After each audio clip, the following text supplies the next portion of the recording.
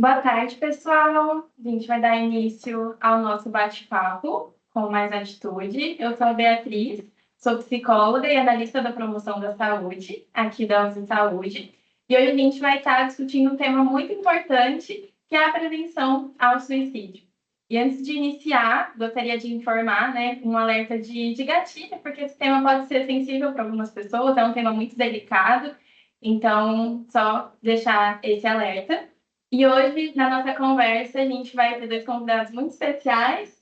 E a gente começa com o Lucas, que é psicólogo formado pela Universidade Federal de São Paulo, psicólogo clínico, com especialista em abordagem humanista centrada na pessoa e psicólogo educacional. Bem-vindo, Lucas. Obrigado, Beatriz. Prazer estar aqui com vocês da UFSS Saúde, da UFSS também. Acho que ter um papo bem legal com vocês, de um tema que é delicado, mas de uma forma leve, de forma a trazer informações de qualidade para vocês. Então, é um prazer estar aqui. Obrigada, Lucas. A gente está aqui também com o Diogo, que é nosso médico do Uso e Família, aqui de Santos, da Baixada Santista. Ele é formado em medicina pela FMTI, especialista em geriatria, pela UFMG, e tem pós-graduação em psicogeriatria também, faz parte da nossa equipe do Uso e Família. Bem-vindo, Diogo. Obrigado pelo convite. Espero que gostem, do nosso bate-papo aí. É um prazer estar aí com colegas da equipe, da UFSS Saúde, com pacientes e com demais beneficiários aí do plano para a gente conversar um pouco. Tá? Seja um bom bate-papo entre a gente.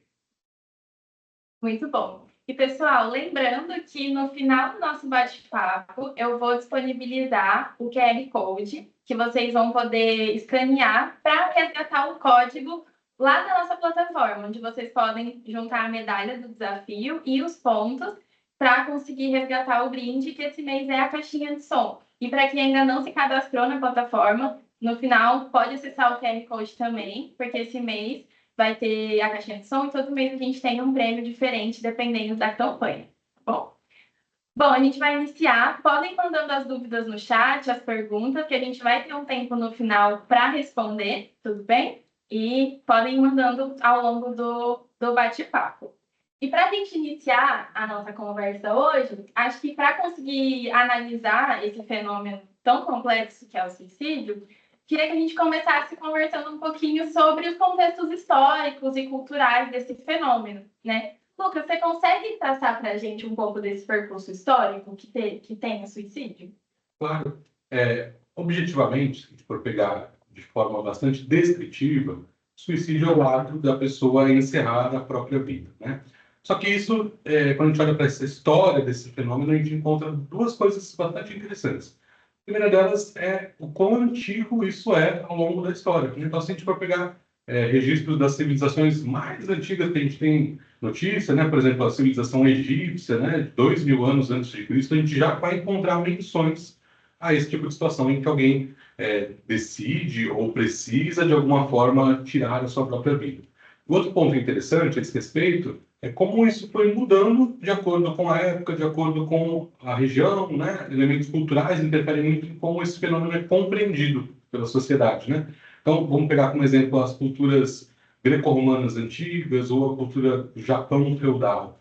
O suicídio nessa época tinha uma conotação de defesa da honra. Então, o samurai, quando ele via, perdia uma batalha de uma forma muito humilhante, ou um político da Grécia, quando perdia sua posse, perdia o poder, ele se via na condição de alguém que precisava encerrar a sua vida, porque a trajetória dele ali não havia mais como recuperar, Então, tinha essa variação.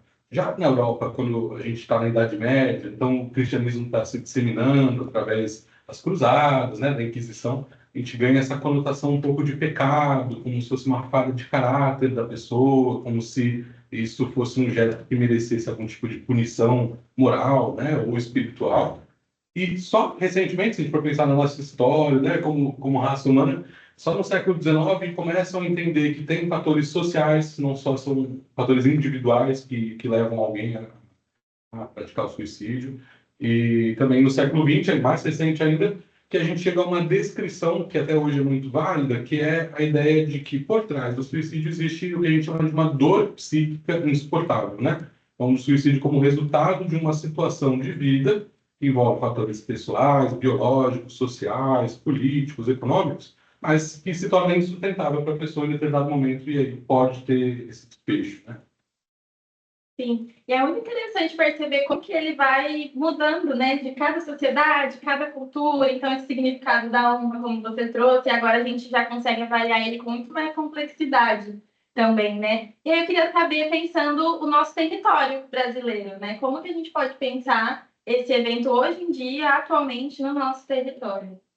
Independente dessa história toda, né, hoje a gente tem uma realidade mundial, mas que no Brasil também se faz bastante presente, verdadeira, que é o suicídio como um problema de saúde pública, né, de saúde coletiva.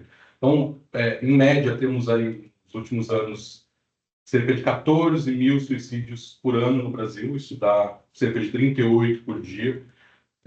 Nos últimos anos, entre a população de 15 a 29 anos, né, que são os jovens, tem sido sempre top 4 causas de suicídio, junto com acidentes, agressões, né? Então, é uma comorbidade que acaba sobressaindo as doenças físicas, que também são comuns.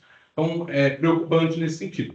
E quando a gente olha para os grupos populacionais, a gente consegue entender algumas diferenças, né? Então, o Dr. Diogo vai também comentar um pouco desse assunto, mas uma característica interessante é que os homens acabam morrendo mais por suicídio, no entanto, as mulheres tentam mais e acabam não indo adiante ou não sendo bem-sucedidas nessa tentativa. As populações LGBTQIA+, população indígena, né, população exposta a desemprego, a condições de vida muito precárias também, são consideradas populações de risco, né?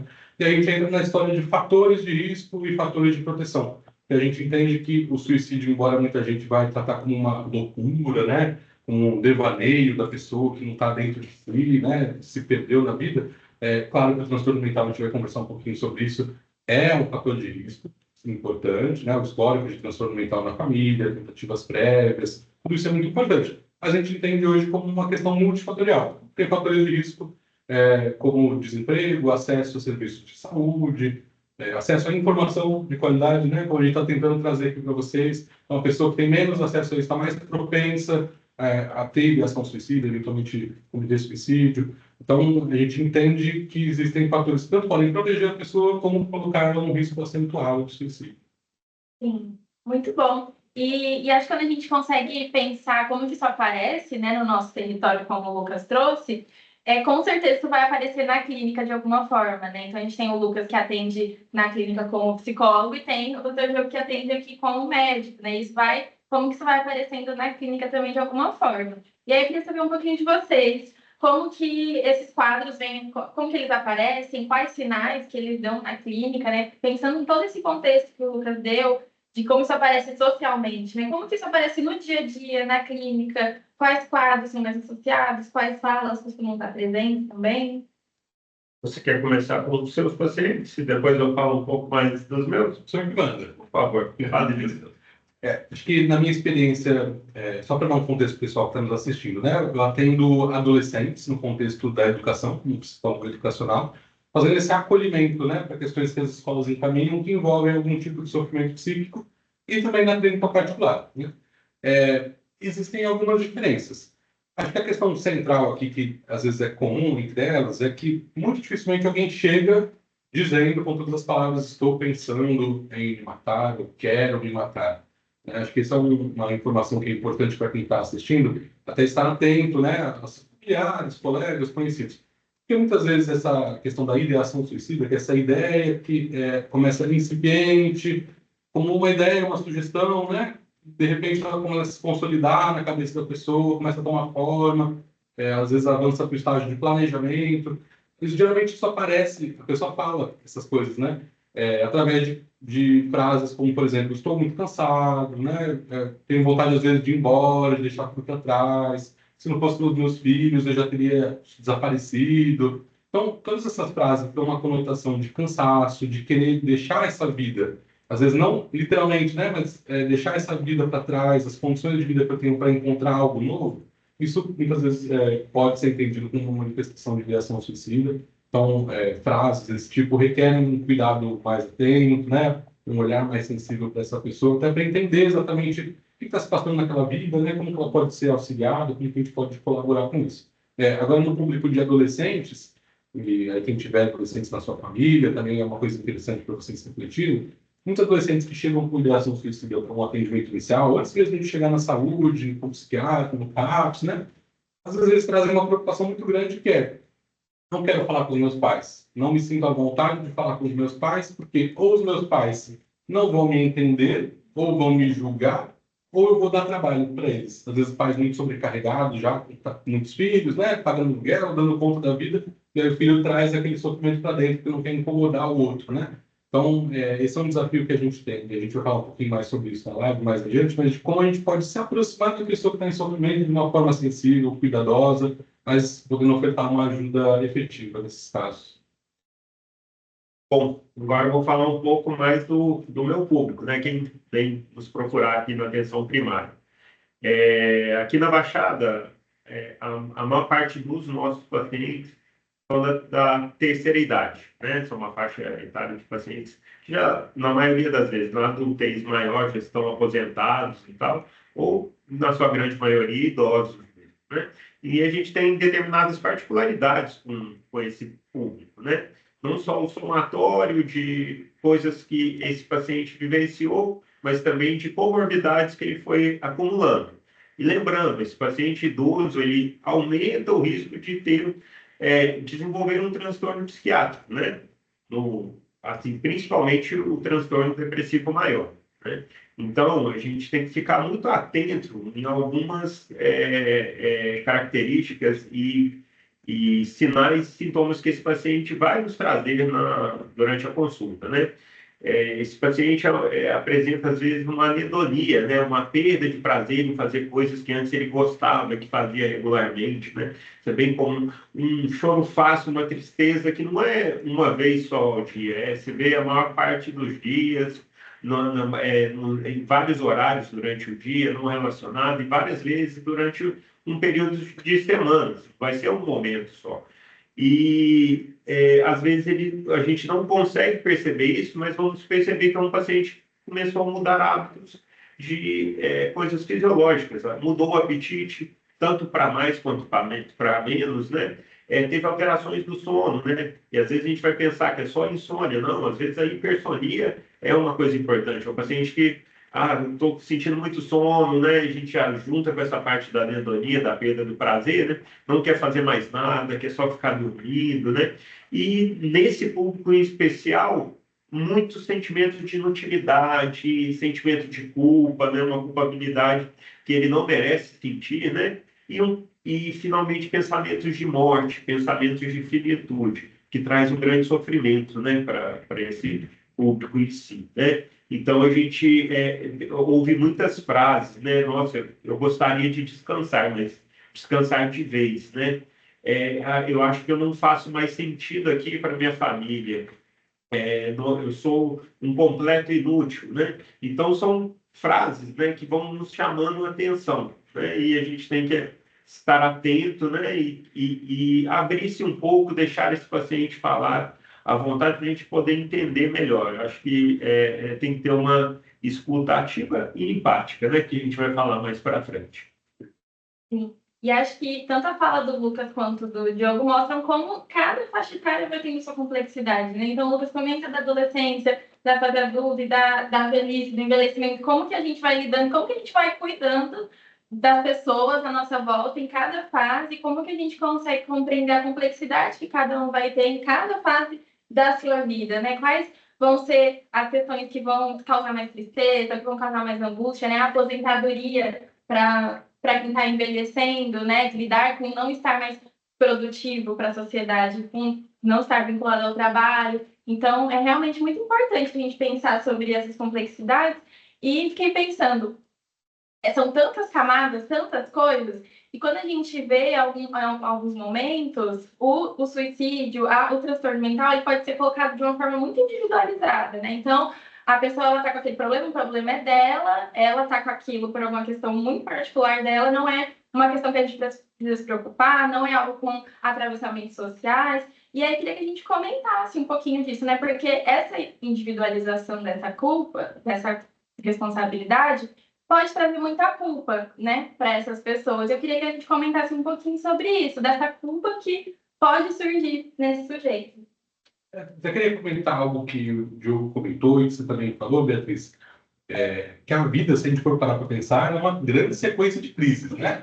A gente nasce chorando já porque está saindo de um ambiente conhecido para um ambiente totalmente diferente, que a gente precisa respirar, né? A gente precisa lidar de outra forma, começa a engatinhar, tem que se equilibrar. E aí, se a gente for pulando, né, para a vida adulta, que geralmente é tida como mais da zona de conforto, né? o tempo todo, né? O tempo todo. A mesma vida adulta que parece um período talvez mais estável, né? Ali entre os seus 20 até 50, 60 anos, temos mudanças de emprego, de cidade, às vezes, óbito em pessoas da família, nascimento, né? Então, a vida o tempo todo requer que a gente mude a nossa organização e se reorganize, né? Então, são crises atrás de crises. Tem pessoas que vão enfrentar algumas dificuldades em algumas crises, né? Então, acho que até um ponto legal de colocar para a gente afastar um pouco a ideia de suicídio vinculado somente ao transtorno mental. Como o doutor Diogo colocou, é claro que é um fator fundamental para a gente entender, fazer um diagnóstico diferencial, complexo, mas temos que entender também essa condição humana de crise atrás de crise, e algumas crises vão pegar a gente desprevenido, né? A gente não vai se sentir tão apto a lidar com elas. Mas sobre essa questão da culpabilização, eu penso muito que a gente está numa era, né? Vocês estão nos assistindo agora através do seu computador, do seu celular. Então, a gente se falou aqui por WhatsApp, né? Para combinar essa live, quando a gente chegou. É muito fácil a gente se comunicar o tempo todo de uma forma quase instantânea. E, ao mesmo tempo, as pessoas relatam na clínica, né, em outros contextos, um sentimento muito profundo de solidão, né? De um sofrimento que não tem espaço para ser compartilhado, né? Eu estava pensando aqui como que o Instagram, por exemplo, né, que é uma rede social muito popular no Brasil, um ambiente onde a gente coloca só os nossos momentos felizes, né? As pessoas vão colocar suas férias, aquela viagem dos sonhos, a festa de aniversário. E aí isso criou uma mensagem implícita para a gente que está consumindo, né, o conteúdo, de que ali é um espaço de alegria. Então não é um espaço para o seu sofrimento, para a sua dor. E como a rede social é uma intermediação das nossas relações sociais hoje em dia, cada vez mais, a gente pode ter essa sensação de que, bom, então só eu estou sofrendo no mundo, né? Todo mundo está feliz, todo mundo está bem, só eu que não estou. E aí a gente entra num ciclo muito perigoso de ir se isolando cada vez mais com nossa dor, com nosso sofrimento inclusive, se sentir culpado, né, Beatriz, como você falou, de achar que é um fracasso seu, eu que não dei conta, eu que tomei a decisão errada, né? E a gente justamente não tem esse espaço com o outro, né, de pensar, de compartilhar, de refletir. Eu acho que passa um pouco por isso também. Sim, e a gente sabe que, para além dessa culpa que muitas vezes pode surgir, a gente ainda vê muito tabu sobre o tratamento da saúde mental, seja de buscar terapia, seja de precisar passar com um psiquiatra, de tomar alguma medicação. E aí, queria saber um pouquinho disso, doutor Diogo, né? A gente sabe que a medicação ela pode ser muito importante para muitos casos, para melhorar a qualidade de vida, mas que ela ainda é um tabu, né? E aí eu queria saber um pouquinho como isso aparece nos seus atendimentos e como que a gente pode desmistificar, né, esse tratamento também. Ótimo, boa pergunta, né? A gente vai falar dessa parte da medicação, mas foi bem importante você comentar sobre esse tabu também da procura da terapia, né? Da psicoterapia ou da procura mesmo do psiquiatra, do psicólogo, como médico de louco, né? Então, infelizmente, nossa população ainda tem muito preconceito, né? Com relação a essa procura da ajuda desses profissionais, né?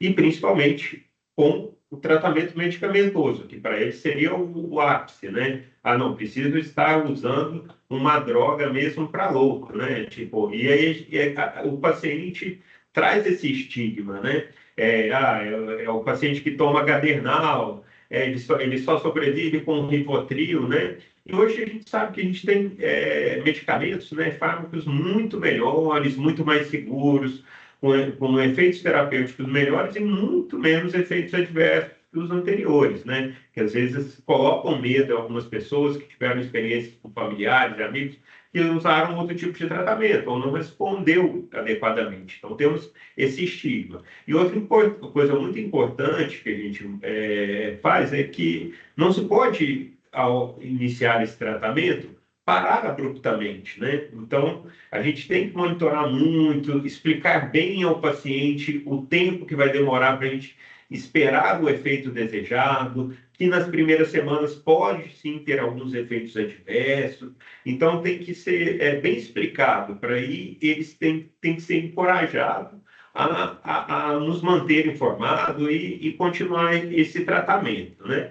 Então, é muito importante né, o uso desses psicotrópicos, né? Que a gente monitore. O que eu falo que aqui no nosso serviço a gente faz de diferente é que, voltando, o nosso público, por ser um público idoso, ele tem algumas outras particularidades importantes, né? Então, são geralmente pacientes já polimedicados, então a gente tem que conferir se aquele medicamento vai ter alguma interação com os outros medicamentos, né? Se para aquela faixa etária aquele medicamento é o indicado, porque temos medicamentos que não são tão adequados, né? São inapropriados, potencialmente inapropriados para os pacientes idosos, né?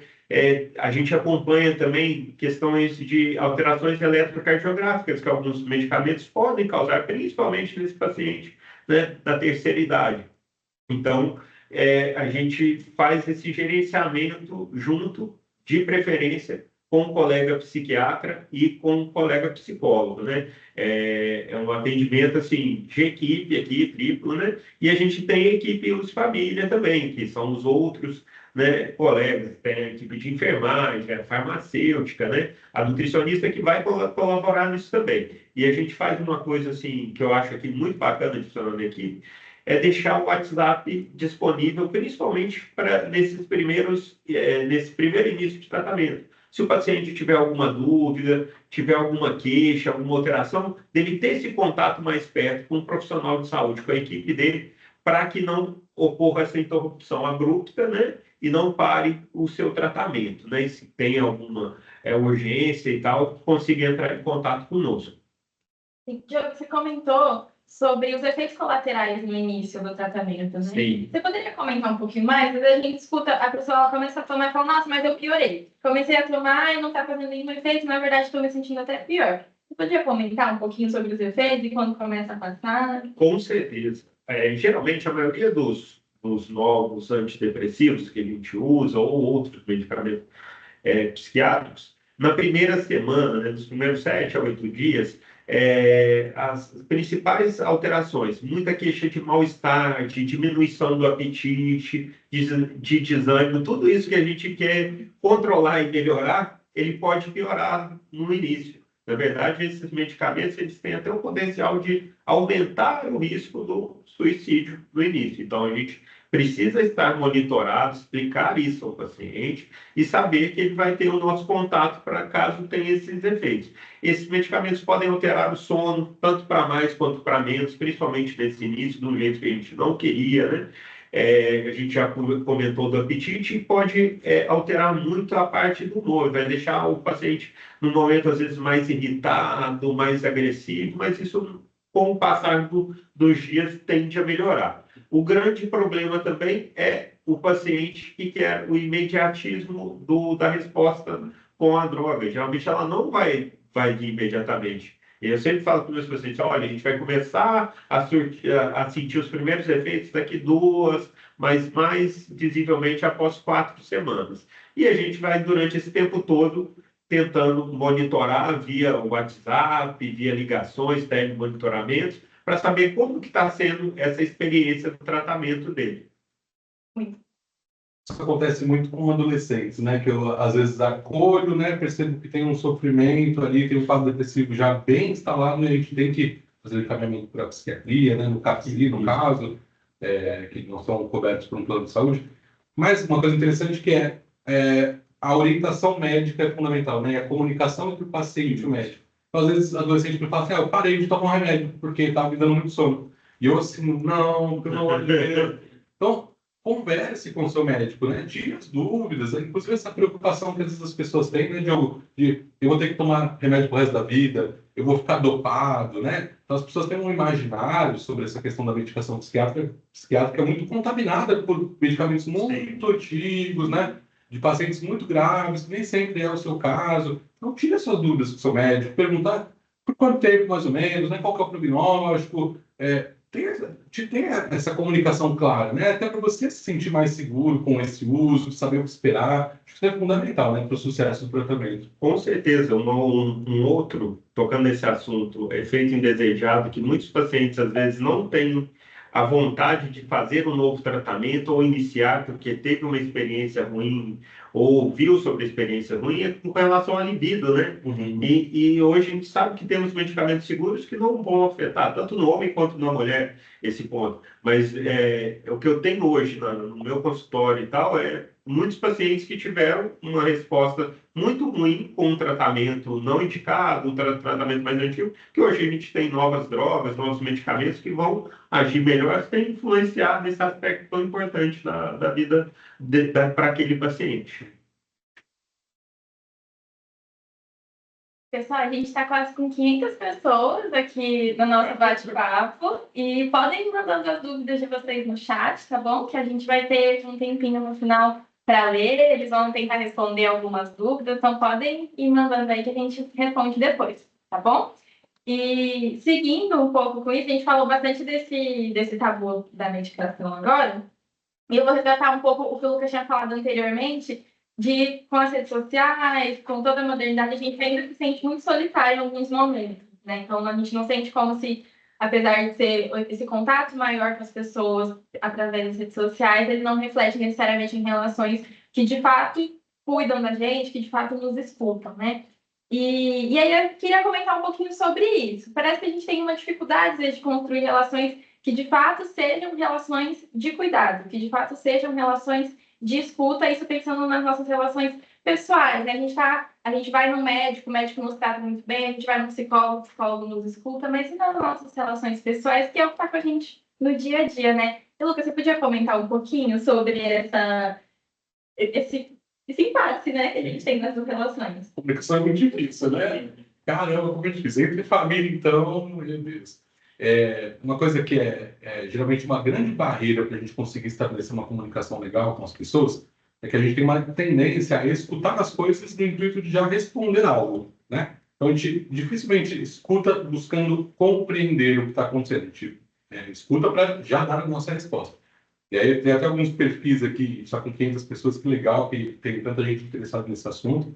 O Diogo, para a Beatriz, para vocês, ver se vocês reconhecem alguém na família, algum amigo com essas características, né? Esses monstrinhos que a gente chama, né? Tem alguns aqui que eu vou apresentar para vocês perceberem se vocês conhecem eles. Um deles é o homem IBGE, para vocês entenderem o que eu digo quando eu estou falando que a gente escuta para responder. O homem IBGE é aquele que a mulher chega para falar que está cansado do trabalho, cansado do chefe, que não aguenta mais, e aí o marido responde: mas você viu como está a taxa de desemprego no nosso país? Não está difícil o mercado de trabalho? Você não pode fazer isso agora, né? Então ele já está dando uma resposta lógica, né? Que é no intuito de dar um dado de realidade, mas será que é isso que ela queria naquele momento? Talvez ela quisesse mais desabafar, falar um pouco das dificuldades do trabalho. Então, se eu fosse você, né? Pessoa que te procura para contar um problema e você fala: mas se eu fosse você, eu faria dessa forma, né? Já vem com um monte de receita pronta para você resolver o problema, né? Na vida dela a gente não sabe como é que é, mas para dar opinião da vida dos outros é ótimo, né? Então, o otimista compulsivo, que é aquela pessoa que sempre fala: não, vai dar tudo bem, vai dar tudo certo, né? Você está ali, às vezes, querendo só um abraço, só querer ser escutado mesmo, e a pessoa fica impondo ali que você tem que pensar positivo, que vai ficar tudo bem. Não é isso que a pessoa quer. A pessoa quer ser escutada, quer ser respeitada, quer ser validada. Isso não quer dizer que a gente tem que ficar escutando quieto, né? Isso quer dizer, pelo menos, que a gente tem que dar um espaço para a pessoa se expressar, se colocar, e depois sim, a gente pode refletir junto, colocar uma ideia que de repente pode ajudar. Mas essa é a diferença entre a simpatia e a empatia, né? A empatia a gente já vai falar daqui a pouco, mas a simpatia, que são essas respostas que a gente busca dar para o outro, é uma maneira de a gente tentar consertar a dor do outro, né? Porque quando a gente vê alguém sofrendo, isso também nos machuca, nos dói. Então a gente quer que a pessoa pare de sofrer. Mesma coisa com o choro de criança, né? Ninguém gosta de ouvir o choro de criança. Mas é um mecanismo natural, até de sobrevivência, para a gente prestar os cuidados para aquela pessoa. A gente pode falar assim: ah, não, toma chupeta, fica quieto, não quero te dar comida, não quero te deixar dormir. A gente não pode tentar silenciar aquele choro, né? Fazendo uma metáfora com o bebê, mas pensando nas pessoas adultas, idosas, a gente dá a oportunidade para elas também se expressarem, se colocarem. A gente pode também aprender a escutar as pessoas de uma forma mais adequada. Sim. E aposto que muita gente aí conhece bem esses perfis que o Lucas comentou aqui, né? Seja da pessoa que sempre tem uma solução mágica para qualquer problema, ou nunca te escuta, já vem com uma resposta muito racional, não acolhe seus sentimentos. Infelizmente, são perfis muito comuns no nosso dia a dia. E o que a gente faz, Lucas? Porque essas pessoas estão ali, a gente vê muito nas nossas relações, às vezes a gente pode até ser, em algum momento também, ter esse tipo de comportamento. E como que a gente pode fazer para, de fato, acolher alguém, nem só quando a pessoa está passando por algum sofrimento específico, né? Na vida, em vários momentos a gente vai ter momentos de tristeza também. Como que a gente pode fazer para acolher alguém de forma realmente empática? Tá. Essa é uma coisa que a gente não aprende de fábrica, mas a gente pode aprender com a vida, exercitando, né? E vou tentar compartilhar com vocês algumas dicas para auxiliar quem está numa posição, às vezes, de encontrar algum familiar, algum colega de trabalho, alguém próximo a si, que talvez esteja precisando de ajuda e você quer abordar aquele assunto, não sabe como, não quer parecer intrometido. Então, em linhas gerais, como que a gente pode exercer uma escuta empática de forma bastante simples, tá? A primeira coisa é estar num ambiente reservado, né? Você não vai falar de um assunto delicado ali no meio do corredor, no trabalho, com um monte de gente passando. Então, é um ambiente que você não vai ser interrompido, né? Tranquilo. Segunda coisa, colocar seus julgamentos de lado. Não precisa você abrir mão completamente das suas opiniões, das suas crenças, sejam elas morais, religiosas, mas naquele momento você está focando na outra pessoa. Então, aquilo que é seu, que são seus valores, você vai colocar um pouquinho de canto, né? Então, para aquilo não interferir na sua escuta. E aí, você pode perguntar de uma forma ativa, né? Assim, ó, estou te observando aí meio estranho, meio quieto, queria saber se posso ajudar de alguma forma, se você quiser conversar. Se a pessoa se deixar ser escutada, maravilha. Se ela falar que não, você pode reafirmar que você está disponível, né, em outro momento. Mas vamos supor que ela aceite conversar com você naquele momento. Primeira coisa é não interrompê-la, né? Às vezes a pessoa, se você tiver com pressa, Beatriz, não, deixa para outro momento, né? Sabe, a gente pode marcar um dia para a gente tomar um café, tomar uma cerveja, se ele conta? Pode. Mas se tiver com pressa, nem começa, porque se você tiver que interromper vai ser ruim. Então, reserva um tempinho, deixa a pessoa falar, não fica perguntando, né? Ah, mas o que aconteceu? E fulano, né? E por quê? Às vezes a gente tem uma necessidade de entender a história, mas essa não é a nossa hora, é a hora do outro, né? A necessidade do outro é de ser escutado. Então vamos priorizar isso naquele momento. Então, lembrando do homem IBGE, do otimista compulsivo, não vamos tentar oferecer uma resposta para a pessoa, para tampar aquela dor e acabar com aquilo de uma vez. Se você quiser fazer, falar coisas, né? Inicialmente, o que eu recomendo? Você assentir com a cabeça, né, enquanto a pessoa estiver falando, entendo, né? Isso são formas, por mais bobo que pareça, da pessoa saber que ela está sendo escutada. Saber que você está entendendo o que ela está falando, que sua atenção está lá, que você não está mexendo no celular, não está fazendo outra coisa, né? E quando você for perguntar, a minha sugestão sempre é focar na pessoa, né? Como que você se sente com isso que está acontecendo? Porque a gente, Diogo, não sei se percebe isso também na clínica, a Beatriz, quando lida com as pessoas, tem muitos sentimentos que a gente tem, são naturais, raiva, medo, culpa, mas que são, sim, socialmente mal vistos, né? Então parece que nunca é certo falar sobre isso, nunca é certo sentir raiva, nunca é certo se sentir triste. Então quando a gente oferece a escuta empática, é um ambiente seguro para a pessoa sentir o que ela de fato tem no coração dela, né? Então a gente poder proporcionar isso para alguém, não substitui um atendimento psicológico, não substitui um atendimento psiquiátrico como necessário, mas pelo menos abre portas para a pessoa falar assim, bom, então tudo bem, não é errado sentir o que eu estou passando, não estou tão sozinho quanto eu achei, e aí às vezes até deixa de você falar assim, então, poxa, já que você está assim, será que você não acha que é legal marcar uma consulta, né? Doutor Diogo, marcar com o Lucas, né? Aí sim você pode oferecer uma resposta, uma possível solução, uma ideia, né? Mas depois de dar esse espaço para a pessoa desaguar, né? Podendo falar bastante. Muito bom, porque é um desafio, porque como você falou, a gente não vem com a configuração de fábrica, né? A gente tem que aprender com muitas coisas na vida. E, doutor Tiago, eu fiquei pensando, eu ouvindo a fala do Lucas sobre escutar o outro. Quando a gente pensa no público idoso, é muito comum uma queixa de uma solidão muito grande dentro da própria família, né? Como que a gente consegue ter esse espaço de empatia, de escuta também com a pessoa idosa, não só com quem é adulto, não só com nossos amigos, mas também com o público idoso que a gente tem no nosso dia a dia? Sim, eu achei muito bacana do Lucas falar sobre essa escuta empática, né? Que a gente trabalha muito com a escuta empática, escuta ativa, né? E principalmente os pacientes idosos, a gente tem que ter mais uma particularidade nisso, né? A gente tem que reservar um tempo maior. Na correria do nosso dia a dia e tal, até falando como profissional e como familiar, às vezes é isso. Se a gente não tem o tempo para ouvir naquele momento, é melhor a gente remarcar para um momento que a gente esteja ali para aquela pessoa e só para ela, né? Então, ter essa escuta empática e ativa, deixar ele literalmente desabafar tudo para depois a gente vir a fazer algumas considerações ou ajudá-lo naquilo, mas o momento é de acolhê-lo, né? Deixar ouvi-lo mesmo. E esse paciente, às vezes, até pela idade dele, pela comorbidade, ele vai demorar mais, ele vai ter mais história para contar. Às vezes ele vai ser um pouco mais prolixo, mas ele está ali para ele, para esperar, né? Porque é de nós interromper, né? Numa consulta mesmo, a gente raramente deixa o paciente falar tudo e já está interrompendo. Opa, não podemos. Não podemos como pessoas para esse paciente que está nos procurando, né? E nem como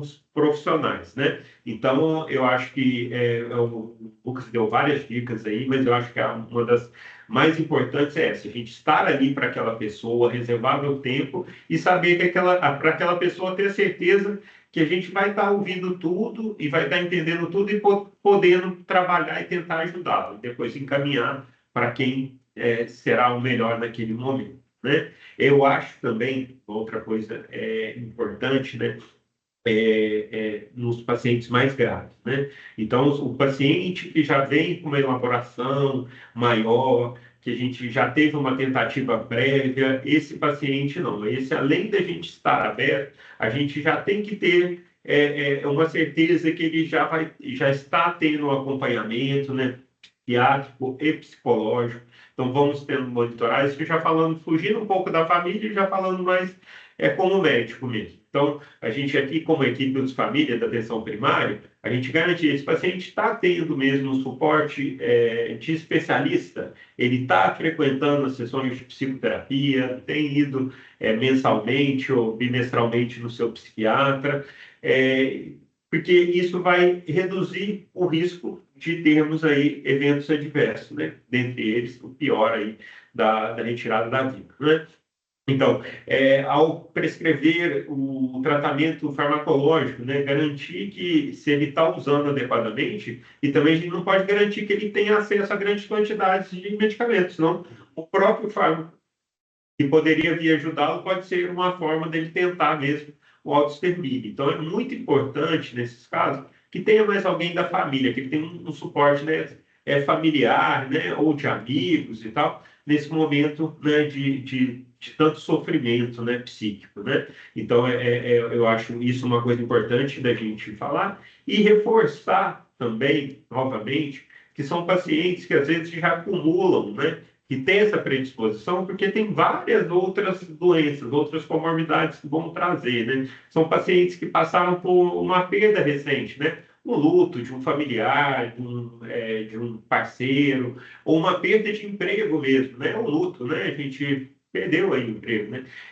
Às vezes perdeu a presença dos filhos, os filhos saíram para fora, vão morar longe e tal, é uma perda, querendo ou não, é uma perda. A gente tem hoje formas, né, como a tecnologia de colocar nos pés, mas não é a mesma coisa. Às vezes é um paciente idoso que não consegue manejar bem essa tecnologia e vai sentir aquela falta, né? Então a gente tem que ter cuidado. Descompensação de doenças crônicas graves, né? Pacientes com insuficiência cardíaca grave, doença renal crônica, já em estado dialítico. Então, ele vê aquela doença como uma forma de sofrimento dele aqui no Então, a gente tem que monitorar esse paciente muito de perto, porque é um paciente que tem um risco muito grande. E os pacientes com os transtornos psiquiátricos em geral, né? Não só o transtorno depressivo, transtorno de ansiedade, depressão, que podem ciclar muito rapidamente e, num momento de crise, resolver tomar uma atitude, né, tão drástica como essa, né? Sim, sim. E acho que a gente acabou entrando já um pouco nisso, mas agora a gente já está faltando 20 minutinhos para terminar. E eu queria que a gente pudesse pensar um pouco as estratégias de enfrentamento, né? Como que a gente pode cuidar de quem está perto da gente, como que a gente pode cuidar da gente também. Então, eu queria que vocês comentassem um pouquinho sobre como quem está nos assistindo pode ajudar a identificar casos que são ainda mais precoces, não estão tão graves, também como que pode ajudar casos que já estão graves também, e como também ter esse autocuidado, como também conseguir perceber quando você está passando por uma situação mais difícil. É desafiadora a sua pergunta, Beatriz, porque a gente sempre tem aquela frase, né, na saúde, que é uma frase clichê, que cada caso é um caso, então é muito complicado. Mas, em linha geral, o que o Dr. Diogo colocou foi bem preciso. E casos mais graves requerem até uma posição mais ativa do profissional de saúde. Então, sabe, casos a menos, o paciente faltou numa consulta, tudo bem, né, ele vai remarcar. Então, acho que a gente precisa estar sempre um pouco mais em cima, ter um canal de contato mais estreito, principalmente com alguém da família, alguém mais próximo, para ser essa ponte, né? E essa pessoa, esse cuidador, esse familiar, pelo menos na minha experiência clínica, costuma também ser efetivo, porque eu não estou à disposição o tempo todo para a pessoa, né? Eu estou ali com ela semanalmente, quinzenalmente, então tudo com autorização do paciente, né? Peço o contato da pessoa ali, converso, explico a situação e combino com o paciente. E vamos combinar de, assim, se você começar a sentir de tal forma, você pode avisar? Posso. Eu não posso obrigar a pessoa, né? O meu poder, entre aspas, né? Ele tem um limite, que é o que está dentro ali da minha sessão. Mas eu posso usar esses recursos também a meu favor, garantindo aí, pelo menos, a continuidade do tratamento, o restabelecimento da saúde mental desse paciente. Isso em casos graves, né? Acho que em casos mais incipientes, que estão ali começando, acho que essa escuta empática para o outro é fundamental, essa sensibilidade, né? Um olhar um pouco mais atento. A gente pergunta assim, bom dia, tudo bem? Tudo bem, né? Sempre tá tudo bem. Ninguém vai responder, não, tá tudo uma porcaria, tá difícil, tá com medo de ter um emprego. Então, buscar mudar as perguntas, né, que a gente faz para as pessoas, muda as respostas também. Né? Assim, caramba, né? Você tá bem para baixo hoje, o que houve? Então, a gente também ser mais ativo, né, na nossa comunicação com o outro, uma coisa que tende a trazer o outro para perto. Agora, para o nosso autocuidado, eu diria que essa autopercepção, né, escutar o próprio coração, como estava na frase ali no comecinho da nossa live, é fundamental. A gente é outra habilidade que também não vem de fábrica. A gente precisa aprender a exercitar. Algumas pessoas são mais atentas ao que sentem, outras são extremamente distantes. Então, você pode ver uma pessoa que às vezes está enfurecida, e eles falam, não, por que você está bravo? Eu não estou bravo. Né? A pessoa não consegue nem perceber o próprio estado emocional. Uma prática que pode auxiliar nisso é diariamente fazer um balanço do seu dia, né? Me senti hoje triste, me senti feliz também, porque às vezes a gente sente coisas opostas simultaneamente, faz parte da vida, né? Mas uma espécie de um diário, que não precisa ser escrito, não precisa ser no celular, pode ser mental, né?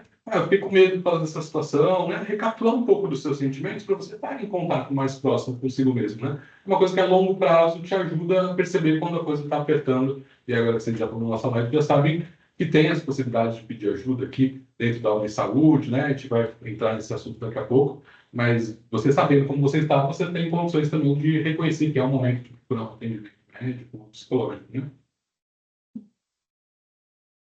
Eu acho que o Lucas colocou muito bem tudo que eu iria falar, né? Eu acho que não, eu acho que perceber aquele paciente que a gente conhece, né, ou aquele colega e tal, que está mudando um pouco o perfil dele, está se sentindo mais inútil, você vê nas falas dele, né, ou como você falou, né, o paciente é extremamente bem-humorado e agora ele está mais na dele, não está mais respondendo aos estímulos como antigamente, está menos participativo às vezes até nos próprios grupos de WhatsApp, quando é de amigos, de empresa, uma pessoa que era altamente participativa deixa de participar. Opa, será que aconteceu alguma coisa? Ele ficou ofendido? Ou não, ele está passando por algum momento difícil. Então, acho que é difícil a gente saber, mas assim, você falou, é a gente deixar o paciente, né, ou o colega, sabendo que ele tem alguém para procurar, né, no momento, e pequenas mudanças no padrão vamos dizer assim, no funcionamento social desse paciente, chamando a atenção, né? A gente sempre foi muito animado de sair, de ir para festas e tal, deixou de fazer isso. Opa, vamos ver o que está acontecendo com ele, né? Sim, dicas muito importantes e acho que todo mundo vai levar para a vida como cuidar e como se cuidar também. A gente vai projetar aqui na tela alguns telefones também importantes e onde buscar ajuda também é muito importante a gente saber, né? Então, a gente tem o telefone daqui do Serviço da Saúde, onde vocês podem estar agendando o seu atendimento com a Uzi Família, com a atenção primária. Então, se você for elegível à Uzi Família, agende sua consulta, tenha o seu médico de confiança, tenha os outros profissionais também da atenção primária, onde você pode ter essa porta de entrada, né? Até conseguir uma consulta com um psicólogo, até conseguir com um psiquiatra, tem esse profissional de referência. A gente deixou o contato do CVV também, que é o Centro de Valorização à Vida. É um serviço gratuito, 24 horas, onde você pode acionar em algum momento de crise, que eles vão fazer um acolhimento com você, seja por telefone, por e-mail ou por chat. E a gente também tem uma indicação muito importante para nós, da promoção da saúde também, que é o Projeto Buscar. Ele é um projeto de prevenção. Então, é bem antes, não é um projeto de tratamento. É um projeto para a gente prevenir questões graves da saúde mental. Então, aqui tem um QR Code, vocês podem escanear e fazer a inscrição para o projeto. A gente faz encontros grupais para discutir sobre a saúde mental, porque eu acho que esse bate-papo aqui mostra como é importante a gente discutir sobre isso sempre e levar informação. E estando em grupo, compartilhando experiências é ainda mais importante. Então, escaneia o QR Code, se inscreva, a gente tem turmas online e todo mundo pode participar. Beatriz, eu gostaria só de deixar um alerta, né? De pacientes com risco iminente, né? Esse paciente a gente tem que se preocupar. Então, é um risco muito iminente de poder tomar essa decisão. Então, a gente tem que ficar junto desse paciente. Não deixe esse paciente sozinho, né? Esse seu familiar, esse seu amigo, e procure atendimento médico o mais rápido possível. Tá? Seja no pronto atendimento, seja aqui com a gente, ou se ele já faz o acompanhamento com o psiquiatra, mas o paciente com risco iminente, não deixá-lo sozinho, tá? Até que ele possa ter sido avaliado por um profissional capacitado para isso, tá bom? Muito bom. Pessoal, eu vou ler algumas perguntas que tem aqui no chat, tá bom? Eu vou ler duas que elas se complementam. Uma é da Jussara Rosa, que falou: o que dizer sobre a automedicação? Um tema muito. E aí a Camila complementa, né? Com relação à medicação, fala um pouco sobre aquele famoso: a minha vizinha usou esse remédio e foi ótimo para ela, eu comecei a usar também. Bom, eu vou responder um pouco, né? Além de médico, eu sou farmacêutico, então, com relação a essa parte da automedicação, é um grande problema no nosso país, né? É um dos países do mundo que mais lança mão disso e com efeitos muito catastróficos para a saúde, tanto para a saúde da pessoa quanto para a saúde pública, né? Então, eu acho que a automedicação nunca deve ser usada, né? Ainda mais hoje em dia com a facilidade que a gente tem de conseguir um atendimento, né? No serviço de saúde, eu acho que a gente deve evitar isso ao mesmo tempo. E com relação à complementação da pergunta, né? Um medicamento que fez bem para uma pessoa pode fazer muito mal para outra, né? Então, cada caso é um caso, né? Como a gente sabe em saúde, né? E às vezes não vai ser aquele medicamento que vai ser o mais indicado para aquele paciente, vai ter efeitos colaterais. E um tratamento que é errado e usado assim, de forma inadequada pode tirar até o sucesso de novos tratamentos, que o paciente vai ficar com medo, vai achar que qualquer medicamento pode trazer aquele efeito indesejado, né? Então tem que ser muito bem pensado. São vários tipos de classes de antidepressivos, de ansiolíticos que a gente tem para usar, e cada um vai ter um perfil melhor para cada tipo de paciente. Variando de sexo, idade, comorbidades, né? E quais efeitos a gente quer tratar mais naquele momento. Então, a gente vai tentar escolher, né, o melhor possível, né? Usando uma farmacoterapia agora melhor que a gente tem, né? Muito bom, importante esse esclarecimento, né? A automedicação é uma coisa que a gente às vezes banaliza no dia a dia, quando a gente pensa em outros remédios que a gente toma para uma dor de cabeça, para um resfriado, mas a medicação é algo muito sério, né? A gente precisa sempre estar amparado realmente por um profissional da saúde. A gente recebeu uma pergunta sobre as clínicas credenciadas em Ipatinga. Para ter acesso a qualquer rede credenciada, é só vocês ligarem naquele número que a gente pode colocar na tela de novo, que é o mesmo número que dá para você agendar consultas no de família, você pode acessar também a sua rede credenciada. Então, esse 0800 283 0040. Então, vocês podem ligar lá e consultar a rede credenciada. Bem, a gente recebeu uma pergunta, acho que agora vai ser mais direcionada para o Lucas, que é como acolher, como conversar com uma adolescente que já teve uma tentativa de suicídio. É o que eu faço quase toda semana, Beatriz. Eu busco, por mais duro que seja o tema, eu busco sempre tratar com leveza.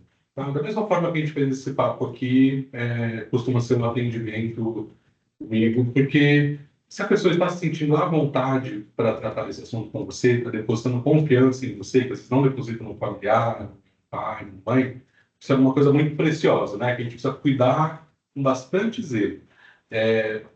Dentro assim, da minha abordagem na psicologia, né, que é a psicologia humanista, a abordagem centrada na pessoa, a gente tem algumas posturas, né? Eu não vou entrar muito nesse tema aqui, mas da mesma forma que eu falei da empatia, eu posso comentar brevemente sobre duas condições facilitadoras que a gente chama, né? Uma que é a aceitação incondicional, que é você, naquele momento de interação com o outro que está sofrendo, você não colocar limites para aceitação, uma pessoa poder falar que ela fez isso, fez aquilo, não pode, o pai não pode nem imaginar que ela fez. Mas com você, ela precisa ter essa confiança, né? De que você não vai julgar aquilo, você não vai condenar aquela atitude, vai falar que é errado, vai falar que precisa mudar, né? Então, essa é uma postura que colabora muito para a pessoa se sentir à vontade para abordar as coisas mais terríveis e difíceis possíveis. A outra empatia, né? Como a gente já falou, nesse sentido de entender como que a pessoa percebe aquilo. Porque a empatia, a gente está falando de uma palavra que tem uma origem que diz empatos, né? Dentro do sentimento. Então, não quer dizer o meu sentimento sobre o que a Beatriz está sentindo. Quer dizer, eu me aproximar ao máximo da perspectiva da Beatriz sobre aquela situação que ela está vivendo. Isso é muito difícil na adolescência, né? Às vezes é difícil, até para os profissionais, sustentar essa empatia. Porque o adolescente, às vezes, chega falando assim, porque eu briguei com meu amigo, que não sei o quê, estou me sentindo sozinho. Mas quanto tempo eu sou amigo? Há 2 dias. E aí você fica pensando com a sua cabeça de adulto, né? Mas é só uma amizade qualquer, né? Então a gente não pode cair nessa armadilha de enxergar as coisas pelo nosso ponto de vista. A gente tem que entrar naquele ponto da pessoa. Por que aquela pessoa é importante, né? Então, acho que de forma assim, simples, talvez aqui no nosso papo, o que eu posso dar como sugestão essas duas coisas, né? A aceitação incondicional e a empatia como os dois motores para a gente conseguir avançar nas conversas mais difíceis. Sim, é muito importante. Acho que se esbarra numa outra pergunta que a gente teve, da Jéssica, que ela trabalha vestida de palhaço em hospitais, fazendo atuação. E aí ela comentou como, em muitos momentos, surgem temas muito delicados, né? Em que eles são orientados a não perguntar sobre o estado clínico dos pacientes que estão lá, mas às vezes a própria família acaba trazendo, e vendo essa situação difícil e complexa, ela acaba sofrendo junto também em alguns momentos, né? Como que dá um pouco mais de fluidez para isso? Eu acho que essa escuta empática encaixa muito, né? Como dar um pouco mais de fluidez para esse momento. Falando em palhaço, né? Tem os monstrinhos que eu falei para vocês, né? O Homem IBGE, o Se Eu Fosse Você, todos eles foram criados por 2 autores, que são o Christian Dunker, que é um psicanalista, e o Cláudio Tebas, que é um palhaço, justamente. Então, fica uma recomendação aqui para quem quiser entender um pouco mais dessa escuta empática, de estar atento aos outros. Tem um livro chamado O Palhaço e o Psicanalista. Como escutar os outros pode transformar a vida, se não me engano, esse é o subtítulo. Um livro muito bom, muito leve, muito agradável, que vai abordar essas questões. Agora, só voltando na questão da adolescência, né? E aí, não falando do caso específico que foi tratado, né? Mas quando já há uma tentativa prévia, vamos lembrar que esse é um fator de risco importante para novas tentativas, tá? Então, se essa pessoa não estiver sendo assistida, esse adolescente, é muito importante acolher, fazer essa conversa para a pessoa poder explicar os motivos, né? Mas, procurar o quanto antes um atendimento especializado para essa faixa etária. Uma coisa que a gente acabou deixando de falar, mas sobre aquela concepção do suicídio como uma consequência de uma dor psíquica insuportável, na adolescência isso acontece de uma forma quase como um cálculo, né? Então, eu tenho baixa autoestima, os meus pais só brigam comigo, só brigam entre si, os meus amigos não gostam de mim. Então, a pessoa faz uma espécie de cálculo, né? Dentro das competências, dos recursos internos que ela tem e de apoio externos, diante dos desafios, tanto emocionais quanto objetivos que ela tem. E, às vezes, a balança pesa muito assim, então, eu vou dar conta disso. Eu não tenho força, não tenho recurso para lidar com isso. Então, é importante também a gente estar como uma rede de apoio, né? Essa pessoa da sua família, de se aproximar um pouco mais, de ter conversas um pouco mais profundas, né? Tio, tia, avô e avó é ótimo, né? Pai e mãe às vezes é difícil, porque tem uma barreira já, né? Do que conta, do que não conta. Mas se você ocupa esse outro lugar, talvez seja mais fácil de ir criando uma relação mais sensível. Mas acho que reforçar que já tem uma tentativa prévia de encaminhar para um serviço, seja particular, seja público, dentro da sua realidade, para começar um atendimento especializado para essa questão, tá? Mas só pegando o gancho ainda nessa pergunta da Jéssica, que já foi falado várias vezes, é uma coisa que eu falo que a gente, como profissional ou como familiar, você como voluntária, a empatia é uma coisa muito importante, mas ela também a gente tem que ter muito cuidado, né? Porque a gente se colocar no lugar de outra pessoa, às vezes a gente absorve muito do sofrimento, né? Eu acho que é isso que a Jéssica quis colocar um pouco também, que é difícil, né? A gente dá uma resposta e tal, e a gente acaba carregando e trazendo. Então, nós mesmos, que estamos assim, na linha de frente de tratar e estar junto com o paciente, a gente tem que criar algumas alternativas para isso não pesar muito para a gente não absorver aquele sofrimento psíquico que eles têm, né? Então, assim, às vezes cada um vai achar a sua melhor forma, né? Vai ser expressar a sua espiritualidade, seja para alguma religião, né? Algum culto, alguma coisa, isso é de cada um. Atividade física para realmente arejar a cabeça ou fazer uma leitura, mas a gente vai ter que criar, né, algumas coisas, porque a gente tem que ser empático, mas a empatia também nos traz esse problema, né? E a gente vai saber que ela está funcionando é quando a gente está sofrendo mesmo com o paciente, está conseguindo se colocar no lugar dele, né? Então, eu acho que é isso que a Jéssica deve estar também com esse sofrimento, querendo compartilhar com a gente, né? É verdade, Jéssica, eu esqueci um pouco de responder a sua pergunta, me desculpa. Quando eu falei de sentar do lado da Beatriz, né, para tentar enxergar o mundo a partir do ponto de vista dela, eu tenho que saber o momento de me afastar de novo e entender que a Beatriz é a Beatriz, eu sou eu, e naquele momento eu estive presente, né? Eu dei o meu melhor, eu dei a minha escuta, dei o meu acolhimento, e é isso que eu posso fazer naquele momento. E depois acaba, né? Se a gente levar. Cara, assim, alguma coisa sempre fica. E eu acho que isso também traz maturidade para a gente, tanto pessoal quanto profissional. A gente entender como as pessoas funcionam, porque 5 anos de psicologia não explicam nada sobre como as pessoas funcionam. É a vida real que vai nos ensinando, né? Então a gente vai aprendendo muito, né? Mas é importante a gente saber separar assim, o que é meu, o que é do outro, como que eu me sinto em relação àquilo. Então, pessoas que têm contato assim, com a dor, com o sofrimento, é importante terem também um acompanhamento com um psicólogo, né, uma terapia, mesmo que não esteja numa situação de depressão, de ansiedade, mas de uma forma preventiva, né, para ter um espaço para elaborar toda aquela afetação que ocorre quando a gente está num ambiente hospitalar, por exemplo. Muito bom, gente, muito importante. A gente está chegando no final do nosso bate-papo já, infelizmente. E eu vou deixar, vai aparecer aqui na tela, vou deixar meu contato, e aí vocês podem, quem não teve as dúvidas respondidas, podem entrar em contato comigo. Quem quiser fazer inscrição, eu vi que tinha uma pergunta no chat sobre fazer as inscrições nos projetos, podem entrar em contato ou pelo e-mail ou pelo número do celular que está aí também, conversar comigo, que eu ajudo a direcionar certinho para qual projeto. A gente não tem só o projeto dos caras, a gente tem projetos com nutricionistas, com enfermeiras, então tem muita coisa que vocês podem conhecer também, tá bom? E aí eu vou deixar um tempinho aí, mas já vou colocar também o nosso código para vocês poderem escanear e digitar lá na nossa plataforma. E aí, para quem não estava no início da live, do bate-papo, esse código, vocês escaneiam o QR Code, digitam lá, o código é vida, vocês digitam e acumulam os pontos e as medalhas necessárias para poder trocar por um prêmio depois. O prêmio desse mês é uma caixinha de som e todo mês tem um prêmio. Então, se esse mês você não conseguiu juntar os pontos necessários, tudo bem, no próximo mês vai ter outro prêmio, você pode tentar também participar. Tá bom, pessoal? Muito obrigada pela audiência de todos vocês. Muito obrigada, Lucas, pela participação. Obrigado a vocês, foi um prazer estar aqui. Obrigada, Diogo, também. Obrigado por vocês que assistiram aqui. A gente espera que a gente possa ter contribuído um pouquinho com vocês também. Um abraço. Muito obrigada, pessoal. Até a próxima. Até mais.